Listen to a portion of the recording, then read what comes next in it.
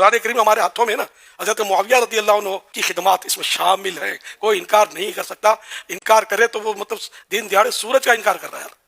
یہ کاتب وحی اور بھی صحابہ تھے، ان میں سے ایک یہ بھی ہے کاتب وحی، اور سب سے زیادہ شہرت بطور کاتب وحی حضرت امیر معاویہ رضی اللہ عنہ کی ہے. وحی لکھنے کا کام کوئی کمزور آدمی کو نہیں دیا جاتا، ناقابل اعتماد شخص کو نہیں دیا جا سکتا.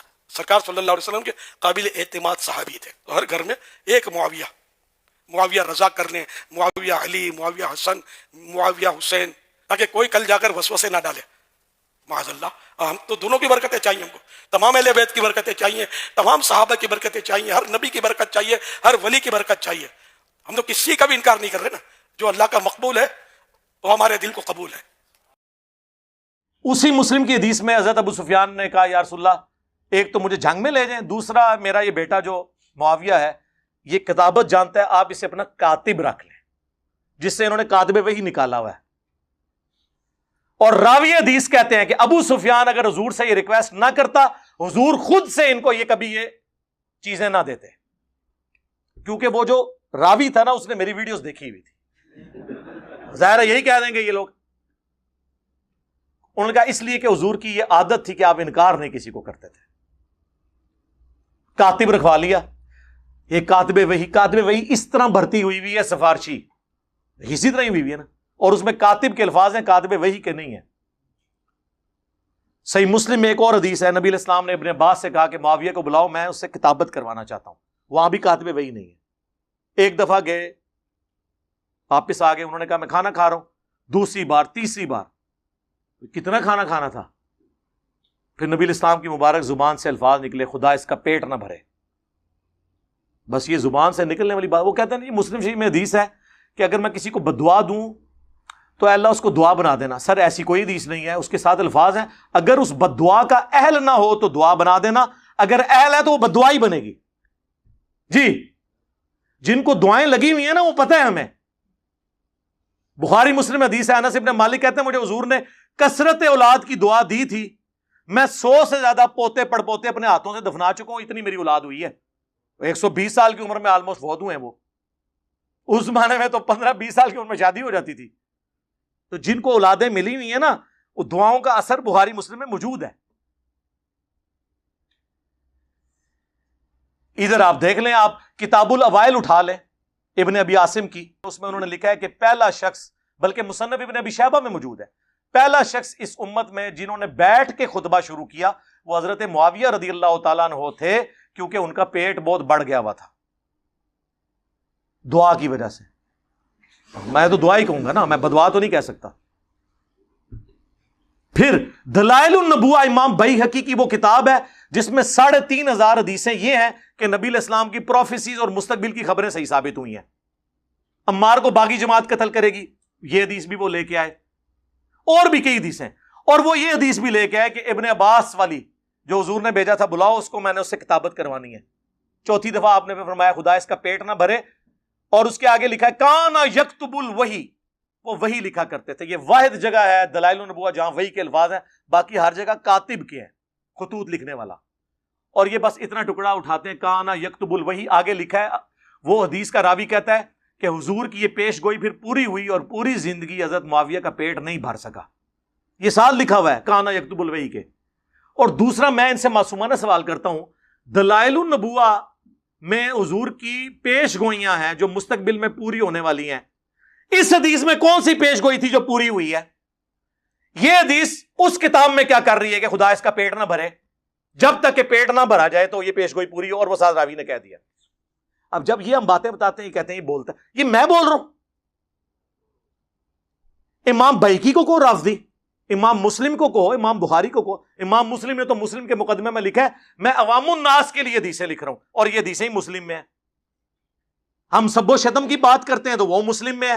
6229 بخاری میں کچھ حصہ ہے اس کا کہ بنو مروان کہا کرتے تھے، ممبروں پہ بلا کے لوگوں کو، صحابہ کرام کو مجبور کرتے تھے کہ حضرت علی پہ لعنت کرو. الفاظ ہے لعن اللہ ابا التراب، نعوذ باللہ. یہ کہتے ہیں سب کا مطلب تنقید ہوتا ہے. لعنت کے الفاظ مسلم میں موجود ہیں، مسلم میں موجود ہے. حضرت سعد ابن ابی وقاص کو مجبور کیا گیا، انہوں نے انکار کیا. اس پہ میرا لیکچر حضرت معاویہ 15 امام اہل سنت کی نظر میں، یہ میری ویڈیو آپ 2-2.5 گھنٹے کی دیکھیں طبیعت آپ کی صاف ہو جائے گی. تسی بیٹھے کتے ہو؟ او باہر نکلو, تمہیں پتہ ہی نہیں دنیا بدل چکی ہے. خلفائے راشدین کے خلاف بغاوت کرنے والوں کو نبی علیہ السلام نے باغی کہا ہوا ہے. بخاری مسلم دونوں میں حدیث ہے. باقی اصحاب ایک ایک پتھر اٹھا کے لا رہے تھے. عمار ابن یاسر نے 2 پتھر اٹھائے ہوئے تھے مسجد نبوی کی تعمیر کے دوران. 60 سال کی عمر, آلموسٹ 50 سے 60 کے درمیان, 2 پتھر اٹھائے ہوئے. حضور نے اپنے مبارک ہاتھوں سے داڑھی اور سر سے مٹی کو صاف کر کے کہا ہوا, اے عمار, تو دین کے لیے اتنی خدمت کر رہا ہے, تجھے ایک باغی جماعت قتل کرے گی, تو انہیں اللہ اور جنت کی طرف بلا رہا ہوگا, اور وہ جماعت تجھے آگ کی طرف, دوزخ کی طرف بلا رہی ہوگی. تو حضرت عمار نے کہا, اے اللہ, میں اس فتنے سے تیری پناہ میں آتا ہوں. لیکن آزمائش تو ہونی تھی. ہم پوچھتے ہیں کس رضی اللہ عنہ نے, کس رضی اللہ عنہ کے کہنے پر عمار رضی اللہ عنہ کو قتل کیا؟ بتاؤ. امیر معاویہ کانفرنس کر رہے ہو, کرو, 100 دفعہ کرو.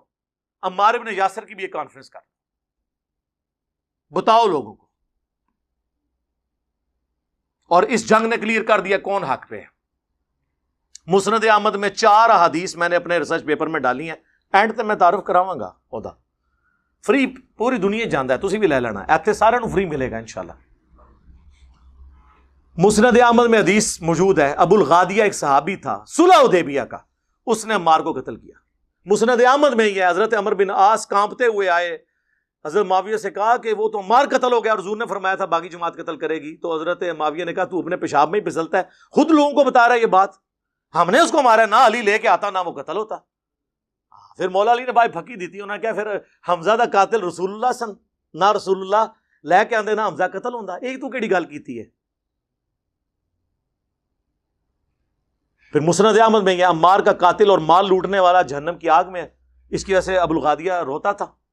عبداللہ بن عمر بن عاص کہتے ہیں میں بیٹھا تھا تو 2 بندے حضرت عمار کا کٹا ہوا سر لے کے اور آپس میں لڑ رہے تھے, منو نام دیو, منو نام دیو.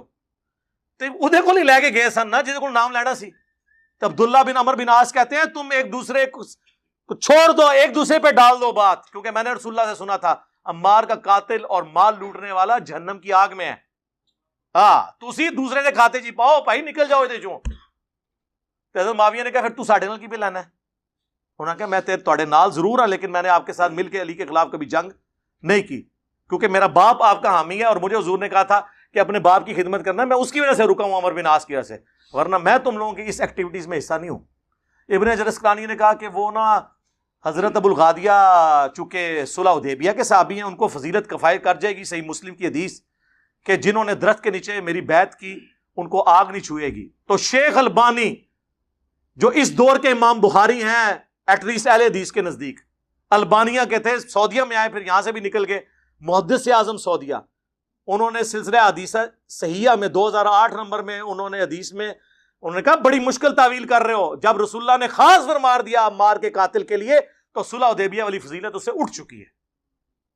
تو اسی نا جھوٹھی وکالتاں کرو, نبی نال جو مولانا ساکھ صاحب فرماتے تھے رحمہ اللہ, نبی نال ٹکر لیندے ہو, اپنی آخرت کی فکر کرو, نبی سے ٹکر نہیں لینی. یار یہ اتنا کچھ ہے بیان کرنے کو, آپ لوگوں کو تو پتہ ہے, آپ لوگ سنتے رہتے ہیں, یہ تو مطلب اس کا اینڈ ہی نہیں ہونا. میں کہاں کیا کیا چیزیں بیان کروں, مسلم شریف سے, بخاری شریف سے, نہ ختم ہونے والی چیزیں. اب میں آپ کو اصول برکت کے لیے, چونکہ یہ بابوں کو بہت مانتے ہیں, ان کے بابوں کا حوالہ آپ کو مجھے زبانی تو مجھے بہت کچھ یاد ہے. بخاری مسلم کی جو حدیث ہے قتل عمار والی, اس کے اوپر حنفیوں کے امام حنیفہ کے بعد چند جو بڑے بزرگ ہیں ان میں سے علامہ بدر الدین عینی ہیں, المتوفا 855 ہجری, جنہوں نے بخاری کی شرح لکھی ہے عمدۃ القاری, جس طرح فتح الباری لکھی گئی ابن حجر اسقلانی کی المتوفا 852. ایک زمانے میں دونوں ہوئے ہیں, حنفی ان کو مانتے ہیں. انہوں نے قتل عمار والی حدیث کے اوپر کامنٹس کیے کہ اس حدیث کے بعد جو لوگ یہ کہتے ہیں نا کہ حضرت معاویہ کی پارٹی کو 1 اجر ملے گا چونکہ وہ اجتہادی خطا پہ تھے اور حضرت علی کو 2 اجر, تو میں ان سے کہوں گا کہ اجر کس بات کا, جب یہ کلیئر ہو گیا کہ عمار کو ایک باغی جماعت قتل کرے گی. اس حدیث کے باوجود حضرت معاویہ نے قتل عمار کے بعد بھی اپنی غلطی نہیں مانی, تو اجر کس بات کا؟ کیا حضرت معاویہ اس پہ خوش نہیں ہے کہ انہیں برابر چھوڑ دیا جائے؟ یہ علامہ عینی لکھ رہا ہے, میں نہیں, وہ کہنے بھائی جی بچ جائے یہ بڑی گل ہے, تسی دفاع کرنا آئے ہو, جاؤ اپنا کتابیں جا کے پڑھو, او پڑھ کے آؤ یار, کوئی علم حاصل کرو. تو انہوں پتہ ہی نہیں ہے کہ کیا کچھ لکھا ہوا ہے. اس سے بھی بڑھ کر ملا علی قاری, کتنا بڑا نام ہے, 1014 ہجری میں فوت ہوئے. انہوں نے مرقہ لکھی ہے, مشکات کی شرح. دنیا میں اس طرح کی شرح کسی نے لکھی, حنفی عالم ہے. انہوں نے قتل عمار والی حدیث کے کانٹیکسٹ میں لکھا کہ حضرت عمار کے قتل کے بعد یہ کلیئر ہو گیا کہ حضرت علی کی جماعت حق پہ تھی اور حضرت معاویہ کی جماعت باغی جماعت ہے. لیکن پھر انہوں نے کہا لیکن افسوس کی بات ہے کہ حضرت معاویہ نے قتل عمار کے بعد بھی اپنے اس معاملے پہ رجوع نہیں کیا اور قتل عثمان کو اپنی ڈھال بنا لیا, جبکہ وہ اپنے دل میں خلافت کی خواہش, دنیا کی خواہش چھپائے ہوئے تھے اور ڈھال قتل عثمان کو بنائے ہوئے تھے. کون؟ ملا علی قاری. اور کہتے ہیں افسوس حضرت معاویہ کے اس عمل سے قرآن اور حدیث دونوں کو پس پشت انہوں نے ڈال دیا, مہجور ہو گئے دونوں. لو جی ملا علی قاری اور ابن حجر اسقلانی, اہل حدیثو تسی بھی لے لو, تہاڈا سب تو بڑا بزرگ نے ابن حجر رحمہ اللہ, کہندے نا بار بار فتح الباری ذکر معاویہ چیپٹر نکالے. میں نے سب, اچھا یہ گھبرانا نہیں, یہ سب کچھ ہمارے پمفلٹ میں موجود ہے, میں ابھی تعارف کرواتا ہوں. اس میں انہوں نے لکھا ہے کہ حضرت امام بخاری, امام نسائی, امام حاکم تینوں اس بات کے قائل تھے, اور امام اسحاق بن راہوی, چاروں امام, کہ حضرت معاویہ کی فضیلت میں سوائے صحابی کے کوئی حدیث ثابت نہیں, اور یہ جتنی حدیثیں ہیں یہ موضوعات شریف میں آتی ہیں گڑی ہوئی. پھر کنکلوڈ کرتے ہوئے انہوں نے لکھا کہ ایک بار عبداللہ بن احمد بن حنبل نے اپنے باپ امام احمد بن حنبل سے پوچھا, جسے یہ شاہجرات صحابہ کے فتوے لاتے ہیں, کہ بتائیے علی اور معاویہ کا کیا معاملہ تھا. انہوں نے کہا, تھوڑی دیر خاموش ہو گئے, پھر انہوں نے کہا کہ بیٹا سن لے, علی کے دشمن بہت تھے جنہوں نے بڑی کوشش کی کہ علی کو نیچا کریں لیکن نہیں کر سکے. تو پھر یہ ایک اس شخص کی فضیلت بنانا شروع ہو گئے جو ان سے جنگیں کر چکا تھا, اور اس کے بارے میں یہ فضائل بیان کرنے شروع کر دیے. ابن حجر یہ لکھ کے کہتے ہیں کہ احمد بن حنبل یہ بتانا چاہ رہے ہیں کہ سب کہانیاں ہیں, کہانی شریف ہے, موضوعات شریف, گڑھی ہوئی شریف میں سے ہے. اتنا کچھ احادیث کی کتابوں میں موجود ہے. فی البدی میں بیان کرنا شروع کروں تو یعنی 3-4 گھنٹے اور لگ جائیں گے. میری کئی ویڈیوز ہیں, وہ آپ دیکھ لیں. میں آپ کو اینڈ پہ نا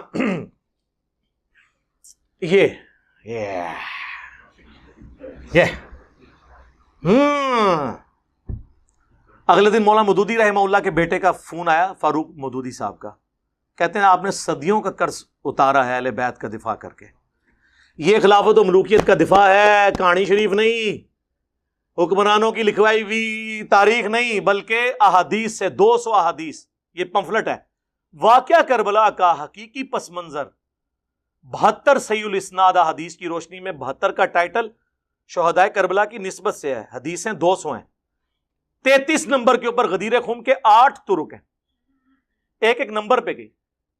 اور یہ آپ پڑھیں آپ, اور یہ سب دنیا میں کہیں بھی بیٹھے ہوئے ہیں, ہماری ویب سائٹ سے اسے ڈاؤن لوڈ کریں مفت میں, عربی میں بھی, اردو میں بھی, ہندی میں بھی, انگلش میں بھی, بنگالی میں بھی, بنگلہ زبان میں بھی.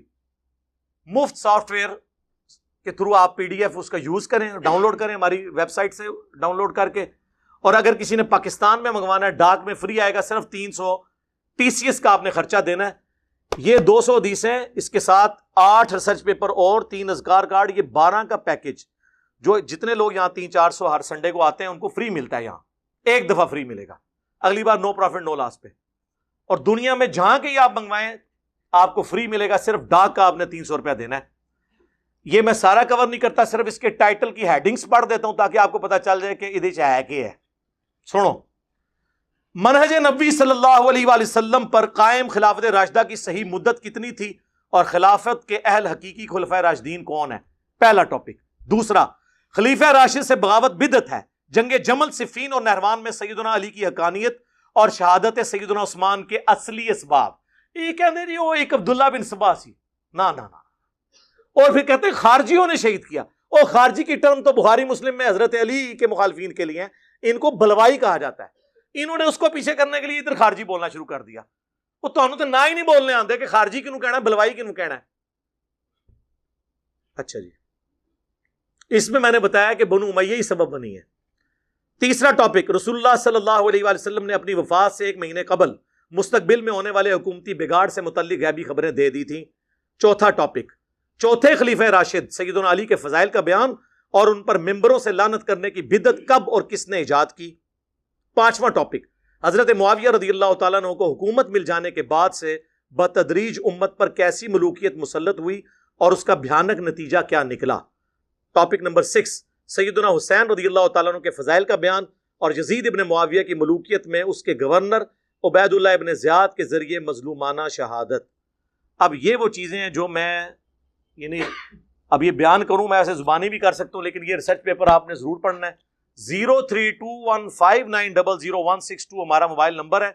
صبح 9 سے 5 بجے تک آن ہوتا ہے, آپ رابطہ کریں, فری منگوائیں ڈاک میں, اسے پڑھیں. اور ویسے تو PDF کا دور ہے, آپ جائیں ahlsunnatpak.com ہماری ویب سائٹ پہ, اردو میں ڈاؤن لوڈ کریں, عربی والا جن کو شوق ہے عربی والا کر لیں, انگلش والا, ہندی والا اور بنگلہ زبان میں بھی موجود ہے. ویسے تو عربی میں آ گیا تو ساری زبانوں میں, اور اردو میں آپ آسانی سے پڑھ سکتے ہیں, آپ سب کو مل بھی جائے گا. تو اب مجھے بتائیں, جو میں نے آیت شروع میں پڑھی تھی, وَمَكَرُوا وَمَكَرَ اللَّهُ وَاللَّهُ خَيْرُ الْمَاكِرِينَ, انہوں نے بھی مکر کیا, اللہ نے بھی اپنی خفیہ تدبیر فرمائی. اللہ سب سے بڑھ کر بہتر خفیہ تدبیر فرمانے والا ہے. تو یہ جو خفیہ تدبیر ہے, اس شر میں سے کتنا بڑا خیر نکلا. ٹھیک ہے, باقی کسی کو ڈسارڈ ہونے کی ضرورت نہیں ہے کہ جی وہ قابو نہیں آئے. انشاءاللہ آ جائیں گے انشاءاللہ, کبھی نہ کبھی تو آئیں گے نا. تو آپ بے فکر رہیں. وہ جو انہوں نے مکر چلنے کی کوشش کی تھی, اس کی وجہ سے مجھے پھر یہ پوری تفصیلی باتیں کرنی پڑی ہیں. باقی ساری ریزنز میں نے آپ کو بتا دی ہیں. صلوات بر محمد وآل محمد, اللہم صلی علی محمد وعلی آل محمد واصحاب محمد وازواج محمد وامت محمد اجمعین الی یوم الدین. سبحانک اللہم وبحمدک, اشہد ان لا الہ الا انت, استغفرک واتوب الیک, وما علینا الا البلاغ المبین. جزاکم اللہ خیرا. بھائیو, کاتبین وحی کے اعتبار سے اور قرآن حکیم کی اتھینٹسٹی کے اعتبار سے میں یہاں پر تھوڑی سی ڈیٹیل گفتگو کروں, پھر ہماری یہ گفتگو انشاءاللہ 15-20 منٹ میں کنکلوڈ ہو جائے گی. کہ یاد رکھیں کہ قرآن حکیم اپنی حفاظت کے لیے کسی بھی کاتب وحی کا محتاج نہیں ہے. یہ قرآن میں اللہ تعالیٰ نے کیٹاگوریکل مینشن کر دیا ہے, اِنَّا نَحْنُ نَزَّلْنَا الذِّكْرَ وَإِنَّا لَهُ لَحَافِظُونَ. سورۃ الحجر آیت نمبر 9. بے شک اس الذکر, یاد دہانی, اللہ کی یاد دلانے والی, تذکیر دلانے والی کتاب کو ہم نے نازل کیا اور ہم ہی اس کی حفاظت کرنے والے ہیں. اللہ تعالیٰ نے اس کی حفاظت کا ذمہ خود اپنے اوپر لیا ہوا ہے. یہ کسی بھی کاتب وحی کے اعتبار سے کسی کے محتاج نہیں ہے یہ کتاب, کہ فلاں جو ہے, یہ میں اس لیے بات کر رہا ہوں کہ لوگ جو ہیں وہ بڑا عجیب و غریب اس حوالے سے پراپوگنڈا بھی کرتے رہتے ہیں. تو میں یہ معاملہ کلیئر کر دوں, کافروں کی طرف سے بھی ہوتا ہے اور مسلمانوں کے اعتبار سے بھی ہوتا ہے. یہ کتاب وہ ہے جو بھائیوں تواتر کے ساتھ نقل ہوئی ہے, کسی کاتب وحی کی وجہ سے نہیں. آج بھی جب پرنٹنگ پریس سے قرآن بن کے نکلتا ہے نا, اس کی پروف ریڈنگ کون کرتا ہے؟ حافظ قرآن. دنیا میں اس وقت ملینز کی تعداد میں حافظ قرآن موجود ہیں, لاکھوں میں نہیں, ملینز میں الحمدللہ. ایک محتاط اندازے کے مطابق 1 کروڑ کے قریب موجود ہیں. چلیں یہ کوئی بہت ایگزیجریشن ہوگی, لاکھوں میں تو موجود ہیں. لاکھوں میں تو پاکستان میں آپ کو مل جائیں گے الحمدللہ. تو وہ حافظ قرآن اس کو سرٹیفائی کرتا ہے. آپ دیکھیں اس کے اینڈ پہ لکھا ہوتا ہے ہم نے اس کو حرف بہ حرف پڑھا ہے. کہاں سے دیکھ کے پڑھا ہے؟ جو سینہ بسینہ قرآن ٹرانسفر ہوا ہے تواتر کے ساتھ. اہل سنت کے ہاں, اہل تشیع کے ہاں ایک ہی قرآن ہے. یہ بالکل جھوٹا پراپوگنڈا ہے. کوئی شیعہ کا لادہ قرآن ہے تو مسلمانوں جو سنیوں کا قرآن لادہ ہے, اللہ معافی دے, اتنا بڑا مطلب اللہ تعالیٰ نے حفاظت کا ذمہ لیا ہوا ہے, پھر بھی قرآن 2 ہو گئے ہیں. عقل کو نہیں یاد, کیسے ہو سکتا ہے؟ ایسا نہیں ہے. آپ کبھی خود جا کے کسی شیعہ کی مسجد سے جا کے قرآن کھول کے پڑھا ہم نے کہ یار یہی قرآن ہے یا نہیں؟ یہی قرآن ہے جو یہ سعودی عرب سے بھی چھپ رہا ہے بلو بائنڈنگ کے ساتھ اور ریڈ بائنڈنگ کے ساتھ. یہی قرآن جو ہے وہ شام کے رائٹر طلحہ یاسین کا لکھا ہوا ایران سے بھی چھپ رہا ہے. ایک ہی کاپی رائٹ سے لیے میں دونوں نے, وہی چھپ رہا ہے. ایک ہی قرآن ہے. اس لیے میں نے اس پہ الگ سے گفتگو کی ہے، میں اس طرف نہیں جانا چاہتا ورنہ ڈیٹیل ہو جائے گی۔ مسئلہ نمبر 115 ہے قرآن کی حفاظت کا معجزہ اور سنی شیعہ کے اختلاف کی حقیقت، اس حوالے سے میں نے گفتگو کر دی ہے۔ تو یہ معجزہ اس حوالے سے کہ آپ صلی اللہ علیہ وسلم کو بھی کہا گیا کہ آپ نے بھی ٹینشن نہیں لینی کہ قرآن کیسے محفوظ ہوگا، اندازہ کریں، اور اس کا ذکر سورۃ القیامہ کی آیت نمبر 16 سے لے کر 19 تک ہے۔ اللہ تعالیٰ فرماتا ہے اعوذ باللہ من الشیطان الرجیم بسم اللہ الرحمن الرحیم لا تحرک بہ لسانک، اے محبوب صلی اللہ علیہ وسلم اپنی زبان کو تیزی سے حرکت نہ دیا کریں، لتعجل بہ، کہ آپ اس کو اجلت کے ساتھ اس کو آپ یاد کر لیں، یعنی آپ جب آپ کے دل پر قرآن نازل ہوتا تھا آپ جلدی جلدی زبان اس کے ساتھ ہلاتے تھے کہ میں کہیں بھول نہ جاؤں، تو اللہ تعالیٰ نے فرمایا یہ آپ کام نہ کیا کریں، ان علینا جمعہ وقرآنہ، یہ ہمارے ذمے ہے اس قرآن کو جمع کر دینا آپ کے سینے کے اندر، اس قرآن کو پڑھانا یہ ہمارے ذمہ ہے۔ فَإِذَا قَرَأْنَاهُ فَاتَّبِعْ قُرْآنَهُ، جب قرآن آپ پر پڑھا جا رہا ہو ہماری طرف سے جبریل علیہ السلام کے ذریعے، تو آپ اس قرآن کی پیروی کیا کریں، اس قرات کی پیروی کیا کریں۔ ثُمَّ عَلَيْنَا بَيَانًا، پھر ہمارے ذمہ ہے اس کا بیان بھی کر دینا، یعنی اس کی تشریح بھی احادیث کی شکل میں جو ہوگی یہ بھی اللہ تعالیٰ نے اپنے ذمہ لی ہوئی ہے۔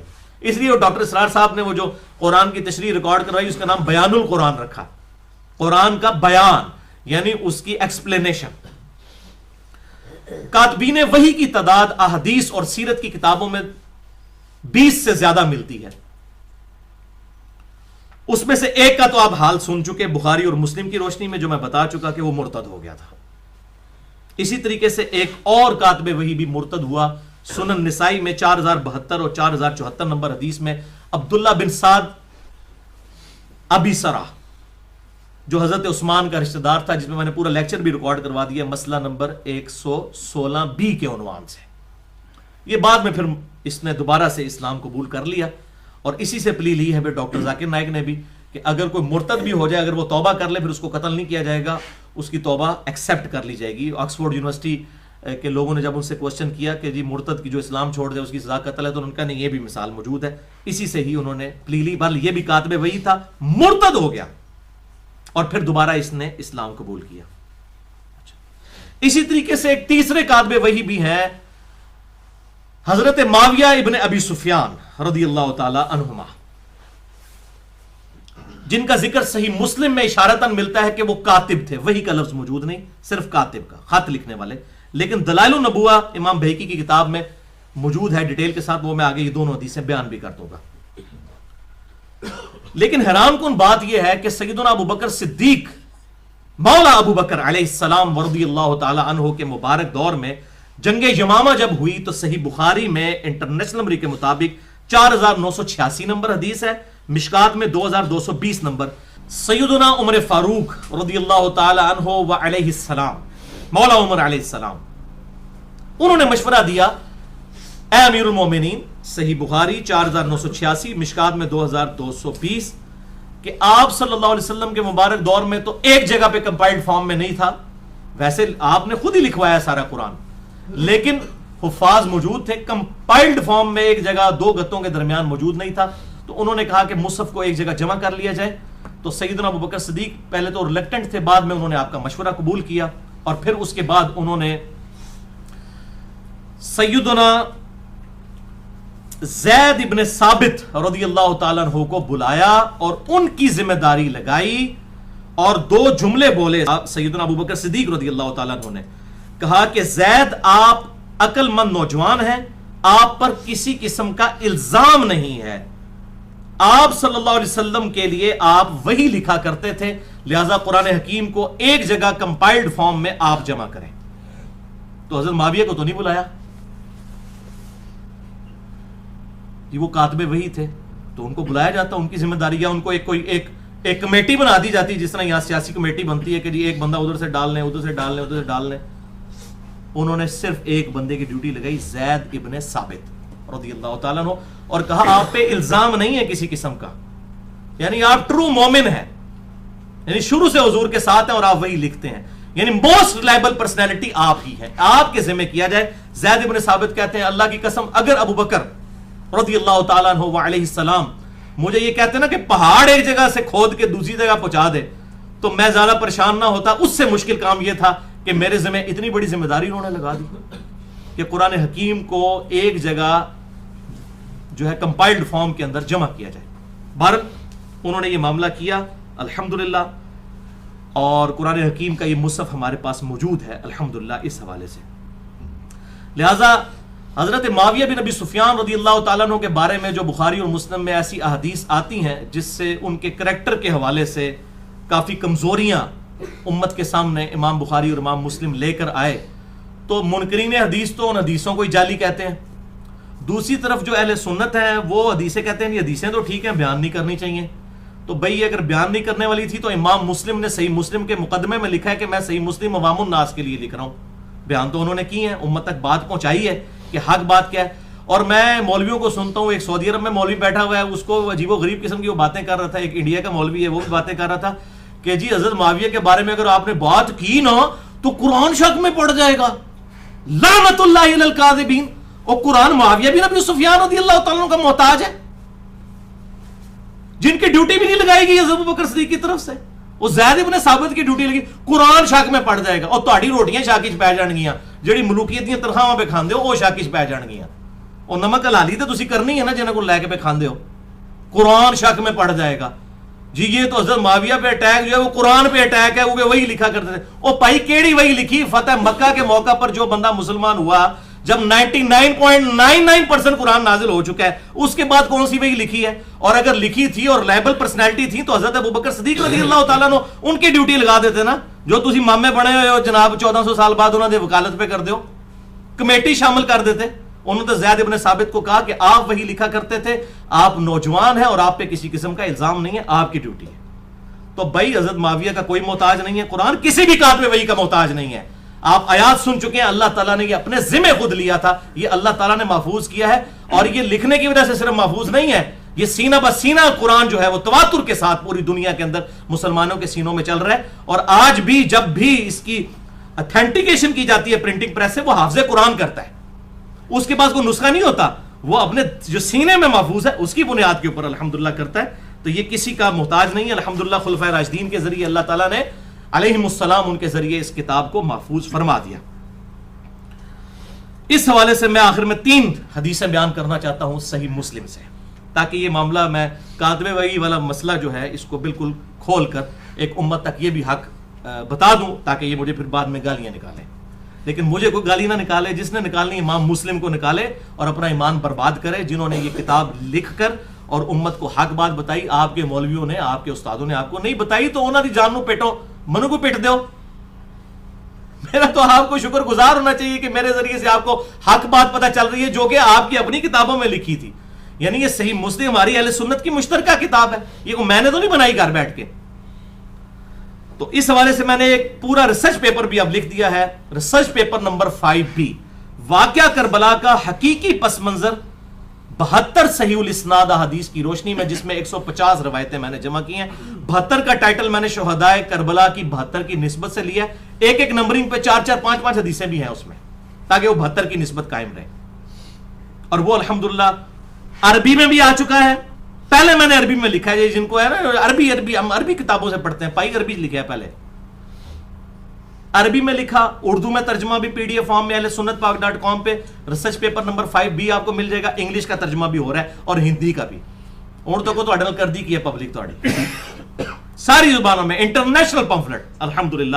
اس حوالے سے آپ اہل سنت پاک.com سے اس کو ڈاؤن لوڈ کر سکتے ہیں. اس میں بھی میں نے یہ حدیثیں اس میں یہ ڈال دی ہیں.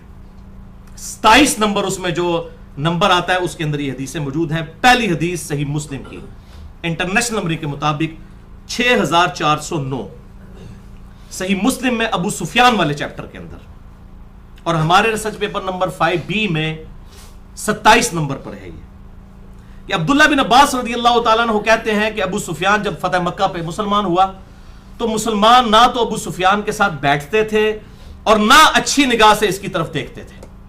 تو یہ حضور کی خدمت میں حاضر ہوئے اور کہا یا رسول اللہ صلی اللہ علیہ وسلم, نہ تو مسلمان میرے پاس بیٹھتے ہیں نہ مجھے کوئی اچھے طریقے سے دیکھتے ہیں. ظاہر ہے پوری زندگی حضور کے ساتھ دشمنی کی, لڑائیاں کرتا رہا.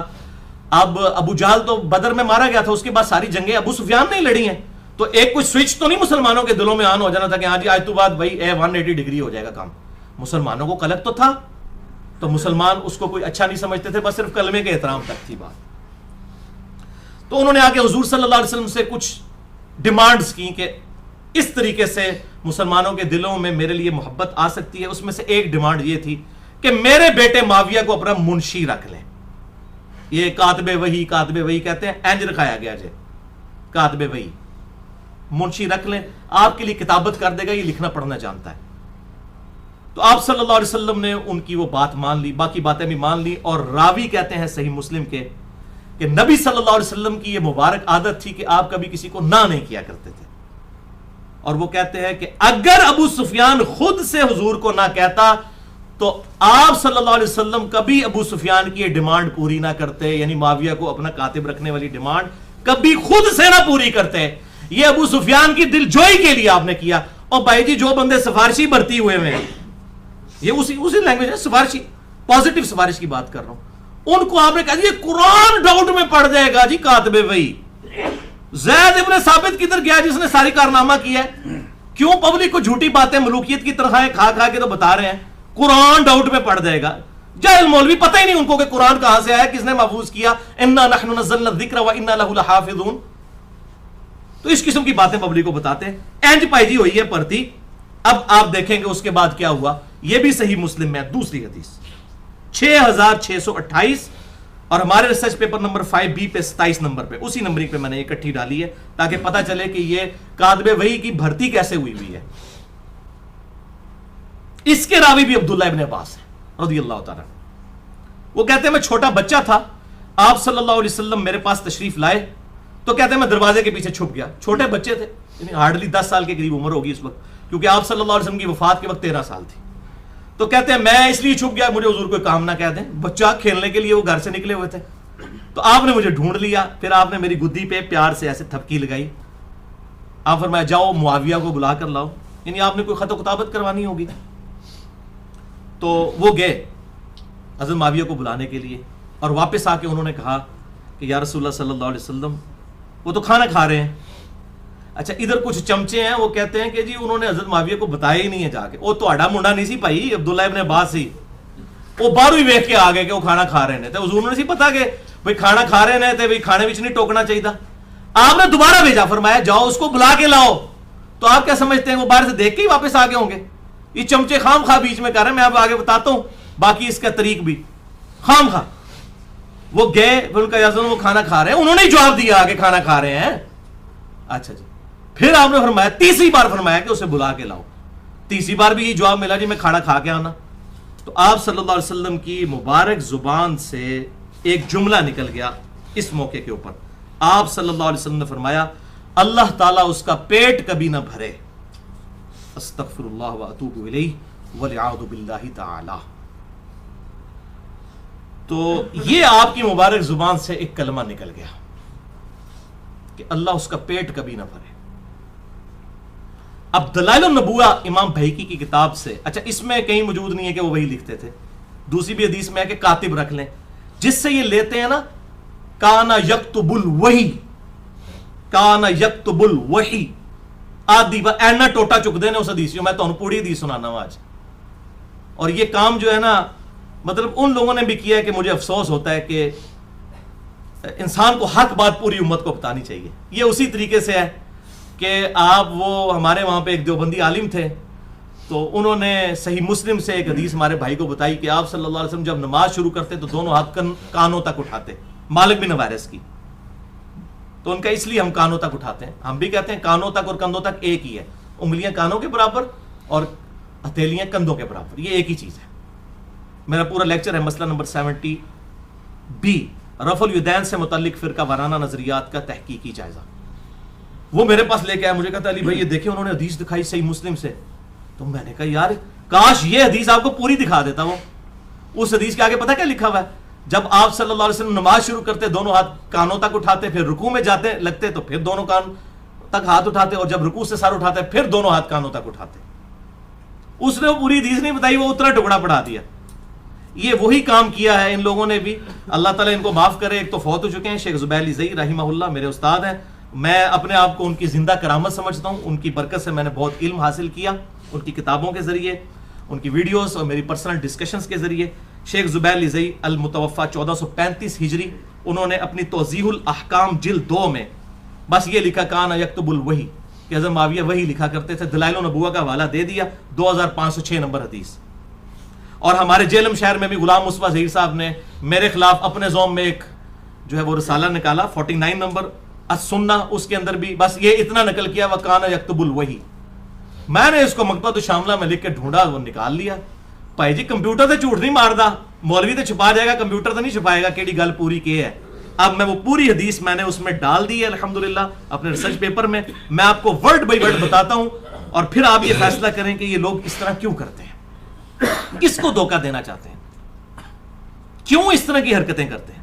اگر حق پر ہے پوری بات بتا کے اس کو جسٹیفائی کریں, پوری بات بتائیں پبلک کو, پوری اپنے گاٹے فٹ ہوندی ہے. اچھا اب دوسری طرف وہ بریلوی کہتے ہیں قل انما انا بشر مثلکم, نہ پڑھو حضور کی گستاخی ہو جائے گی. ادھر کہتے ہیں نہیں یہ عقیدے کا معاملہ ہے, ہم ضرور بیان کریں گے. بھائی حضور کی گستاخی بڑی گستاخی ہے یا معاویہ بن ابی سفیان کی گستاخی جو ان کے زوم میں گستاخی ہے وہ بڑی ہے؟ وہ حدیث بیان کرے, کہتے ہیں یہ صحابہ کی گستاخی ہوتی, پھر تسی قل انما انا بشر مثلکم بھی نہ بیان کریا کرو. اور آپ یہ بھی نہ بیان کریا کرے جامعہ ترمذی سے کہ حج تمتع پہ پابندی لگا دی تھی حضرت عمر علیہ السلام نے, تو حضرت عبداللہ ابن عمر نے مخالفت کی تھی, تو یہ تو حضرت عمر کی توہین ہے. کروڑوں معاویہ ایک عمر کے برابر نہیں ہو سکتے رضی اللہ عنہما, تو بھئی حضرت عمر کی گستاخی تو اہل حدیث کے ہر جو ہے وہ سٹیج سے ہو رہی ہے, اس حوالے سے نہیں, گستاخی نہیں ہے میرے بھائیوں, یہ حق ہے. حق کو واضح کرنے کے لیے ظاہر ساری باتیں ہوں گی. قرآن میں تو حضرت یوسف علیہ السلام کے بھائی 2 نبیوں کے صحابی ہیں, حضرت یعقوب کے بھی, حضرت یوسف علیہ السلام کے, ان کی غلطیاں بیان ہوئی. ان غلطیوں کے بعد لان تان کرنا یہ رافضیوں کا طریقہ ہے. اہل سنت کا طریقہ یہ کہ وہ حق بیان کرتے ہیں اور اللہ تعالیٰ کی لعنت کے مستحق نہیں ہو جاتے. سورۃ البقرہ کے تحت کہ جو حق چھپاتا ہے اس پہ اللہ کی لعنت اور تمام لعنت کرنے والوں کی لعنت, وہ لعنت سے بچتے ہیں, وہ لعنتی لوگ نہیں ہوتے. جو سنی ہوگا صحیح, وہ لعنتی نہیں ہوگا. یہ ٹنی ہے سارے, میں یہ کہوں ٹنی, سن سنا کے سنی, ٹنی. اور سنی وہ ہوتا ہے جو بکش مسلمان ہو, کتاب و سنت کے مطابق اپنے عقائد رکھتا ہو. تو اب میں آپ کو بتا دیتا ہوں اس کے اندر پوری حدیث دلائل النبوہ 2506 نمبر. انہوں نے تو صرف لکھا وَكَانَ يَكْتُبُ الْوَحِي, وہ وہی لکھا کرتے تھے. اے دسنا جناب کی لکھ دے سر. دلائل النبوہ امام بہقی کی کتاب میں آتا ہے, عبداللہ ابن عباس بیان کرتے ہیں کہ میں بچوں کے ساتھ کھیل رہا تھا, رسول اللہ صلی اللہ علیہ وسلم تشریف لائے تو مجھے یہ خیال گزرا کہ آپ میرے لیے ہی آئے ہیں, چنانچہ میں چھپ گیا, مگر آپ صلی اللہ علیہ وسلم نے مجھے ڈھونڈ نکالا. آپ صلی اللہ علیہ وسلم نے مجھے ہلکی سی تھپکی لگائی اور فرمایا جاؤ معاویہ کو بلا کر لاؤ, اور وہ وہی لکھا کرتے تھے. اے جی پائی ٹوٹا بھی چکڑ لیا انہوں نے, وَكَانَ يَكْتُبُ الْوَحِي. میں گیا اور انہیں پیغام دیا, یہ الفاظ موجود ہیں دلائل النبوہ میں, میں نے پیغام دیا حضرت معاویہ کو کہ آپ کو حضور بلا رہے ہیں. کہنا جی ہو جائے باہروں ہی ہو کے آگے کھانا ویک دے, اور چمچوں کو صاحب نہ کام کرو, کوئی کام ایسا کرو جڑا کدھر جچدا بھی ہوگا. جھوٹتا کوڑتے نہ مارو, سچی گل دسو. کہتے ہیں میں گیا, انہیں پیغام دیا تو جواب میں کہا گیا وہ کھانا کھا رہے ہیں. میں نے آ کے آپ صلی اللہ علیہ وسلم کو بتا دیا. آپ صلی اللہ علیہ وسلم نے کچھ دیر بعد پھر فرمایا جاؤ معاویہ کو بلا کر لاؤ. پھر میں گیا, پھر وہی جواب ملا. پھر آپ صلی اللہ علیہ وسلم کو بات بتائی, پھر آپ نے تیسری بار فرمایا کہ اللہ تعالیٰ اس کا پیٹ نہ بھرے. یہ آپ صلی اللہ علیہ وسلم کی مبارک زبان سے نکل گیا. اچھا وہ کہتے ہیں جناب یہ دعا دی ہے ان کو, اس کا پیٹ نہ بھرے, یہ دعا دی ہے. اچھا وہ آگے الفاظ موجود ہیں, دعا کیا دی ہے, آگے الفاظ بھی دیکھیں. اسی حدیث کے راوی سیدنا ابو حمزہ فرماتے ہیں کہ پھر حضرت معاویہ کا پیٹ پوری زندگی کبھی نہیں بھر سکا. انہوں نے دعا نہیں لکھا, انہوں نے کہا انہوں نے ٹیڈ نہیں پھر کدے پریا, یعنی وہ دنیا داری والا معاملہ ان کے اوپر غالب ہو گیا. مراد یہ وہ راوی حدیث کا کہنا, کہتے ہیں نا حدیث کا راوی فارم جانتا ہے. اے راوی ابو حمزہ نے لکھ دیا. اور امام بہقی ساتھ کیا لکھتے ہیں, راوی کے یہ الفاظ اس بات کی دلیل ہے کہ رسول اللہ صلی اللہ علیہ وسلم کی دعا قبول بھی ہو گئی کہ ان کا پیٹ نہیں کبھی بھرا. اے پوری گل سی جے وَكَانَ يَكْتُبُ الْوَحِي. دیکھیں کس پبلک کو آپ دھوکہ دے رہے ہیں بھائی. اب انٹرنیٹ کا دور ہے, ہر چیز پبلک کے ہاتھ میں آ چکی ہے. اب بےمانیاں کریں گے, پکڑے جائیں گے, بے عزت ہوں گے. اور یہی وجہ ہے کہ جب ہمارے لیکچر لوگ سنتے ہیں وہ اپنے علماء سے جا کے لڑتے ہیں, وہ کہتے ہیں تو کیا کس نے دی تجھے گل سنو, بجائے یہ کہ کوئی جواب دے. جواب تو ہوتا نہیں ہے. تو وہی بات ہے کہ جناب وہ اب بات سنے ہی نہ, تو انہوں کیا کہنا ہے بخاری مسلم نماز کا طریقہ پڑھو رفع الیدین نال, انہوں تے کرنا پہ جائے گا. تو بھائی بخاری اور مسلم صرف رفع الیدین کے لیے نہیں ہے, یہ پوری کی پوری ماننا ہے نا, یہ یہودیوں والا کام تو نہ کریں. افتؤمنون ببعض الکتاب وتکفرون ببعض, کتاب کے کچھ حصے کو مانتے ہو کچھ کو چھوڑ دیتے ہو, اسی کی تو ذلت خواری پھر کاٹ رہے ہو. حق بات قبول کرو, جو جھوٹی بات ہے کوئی غلط بات ہے تو ہمیں بتاؤ کہ یہ بات اس طریقے سے ہے, وہ بات جو ہے وہ اس طریقے سے سامنے آ جائے گی. لیکن اس طریقے سے جھوٹا پراپوگنڈا کرنا, دشمنیاں کرنا, یہ بات کو غلط ہے, اور آج کی پبلک نہیں آپ کو قبول کرے گی. یہی وجہ ہے کہ آپ کی روٹی روزی بند ہو گئی ہے. تو پائی اسی ان روٹی تے لت مار چھڑی ہے تو سائیں ساڑھے خلاف ہو گئے نے. پھر تو اب جسے شوق ہو وہ ریسرچ پیپر نمبر 5B اور میرا لیکچر مسئلہ نمبر 101 ضرور سنیں.